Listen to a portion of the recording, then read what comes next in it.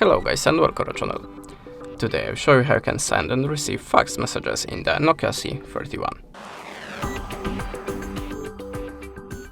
So at the start we have to open the Google Play Store, then look for the fax app.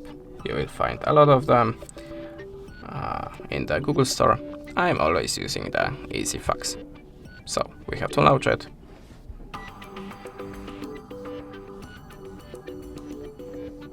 Then add the permissions, and if you want to send the document, just click the plus and choose the source of your document. You can take a photo, choose something from your gallery, and from downloading files like a PDF, I will choose something from my gallery,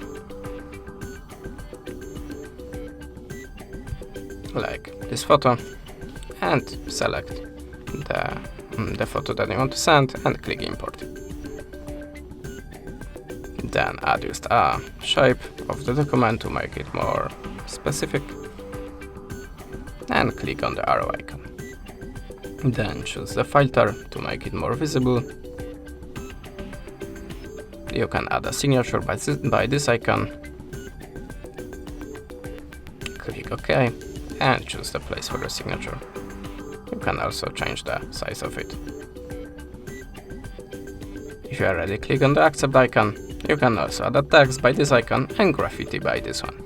Okay, so if your document is ready, click on the accept again and type the number here that you want to send the fax. Choose also the country,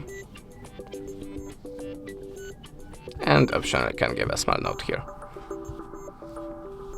And now, if you want to add more documents, click on the plus like before and do it the same. But if you want to send only this one, just click on this button. And that's it. Now I will show you how you can receive a fax message. So in this place, just tap on the anchoring icon and tap on the get fax number. Then choose your plan and tap on the continue. Then choose your fax number, click done. And now you can receive fax messages.